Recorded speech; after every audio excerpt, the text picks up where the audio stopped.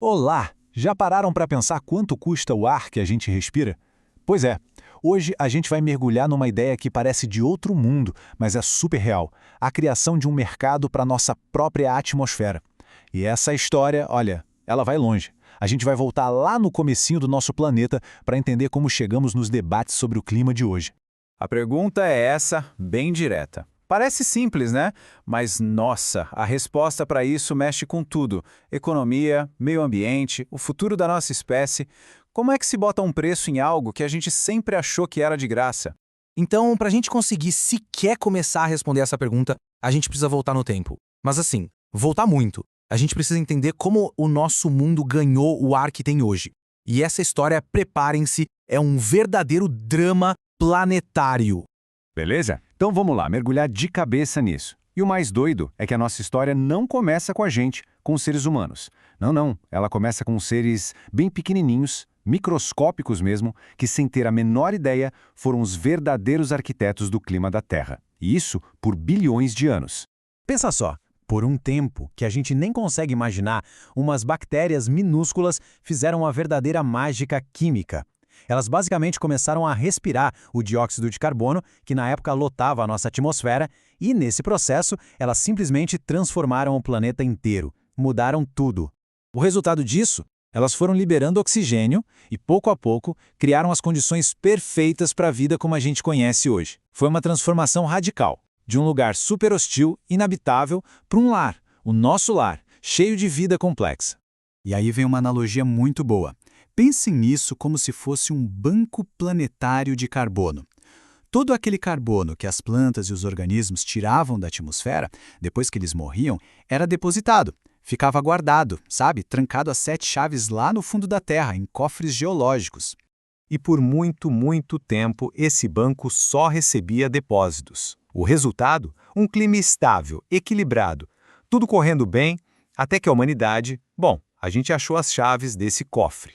A Revolução Industrial, se a gente for olhar por esse ângulo, foi basicamente isso. A gente começou a fazer saques gigantescos e muito rápidos desse banco de carbono. A gente pegou aquele carbono que estava sólido, guardadinho, e transformou ele de volta em gás, jogando tudo para a atmosfera.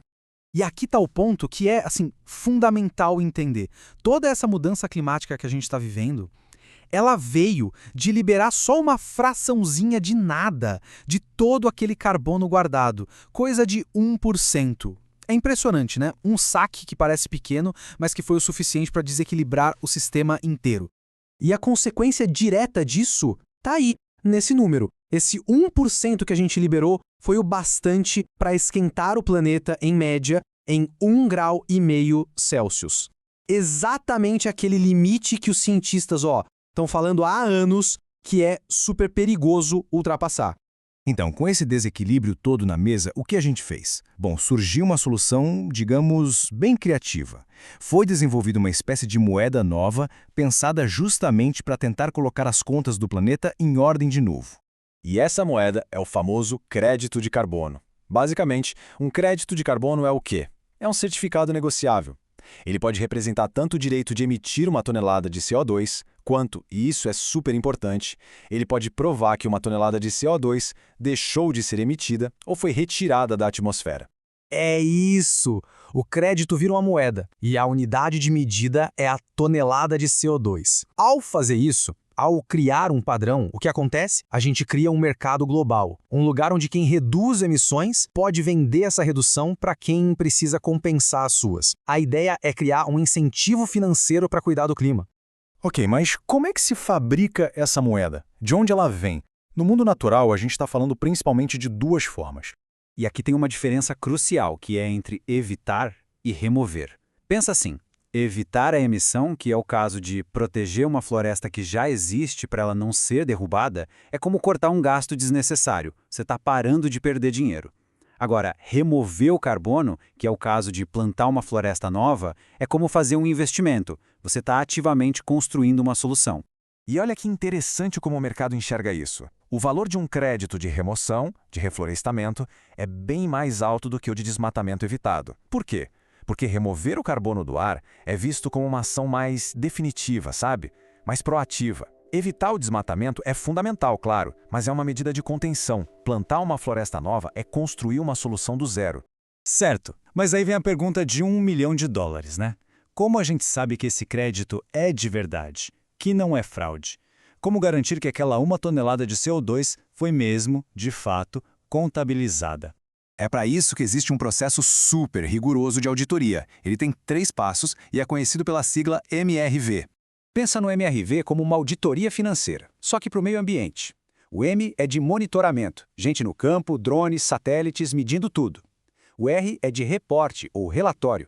Todos esses dados são organizados com provas num documento super detalhado. E o V é de verificação. Aí entra uma empresa de fora, independente, para checar se tudo aquilo é verdade. Só depois desse carimbo de OK é que um órgão certificador emite o crédito para ele poder ser vendido. Beleza. Agora que a gente já entendeu como o sistema funciona para garantir que um crédito é confiável, vamos trazer isso para o mundo real e para um lugar onde essa conversa não é só importante, é central, o Brasil. Olha só esse gráfico. É muito diferente de um país industrializado, por exemplo, onde a maior parte da poluição vem de queimar combustível para gerar energia. No Brasil, não. A grande fatia do bolo, uns 70%, vem da mudança do uso da terra e da agropecuária, ou seja, desmatamento. Por isso que, aqui, falar de crédito de carbono é essencialmente falar de floresta. E isso se conecta com o fato de que a nossa matriz energética já é bem limpa, mais de 80% renovável. Então, o grande desafio e também a grande oportunidade do Brasil na questão do clima está nas florestas. É por isso que aqueles mecanismos que a gente falou, o RED, que é redução de emissões por desmatamento e degradação, e o ARR, de reflorestamento, são ferramentas vitais para a gente. E para fechar, fica uma provocação. A gente passou esse tempo todo falando em precificar o carbono. Mas e o resto? Como é que a gente coloca preço numa floresta que nos dá água limpa, que segura o solo para não ter deslizamento, que abriga a vida? Talvez o maior valor seja aquele que a gente nem consegue calcular.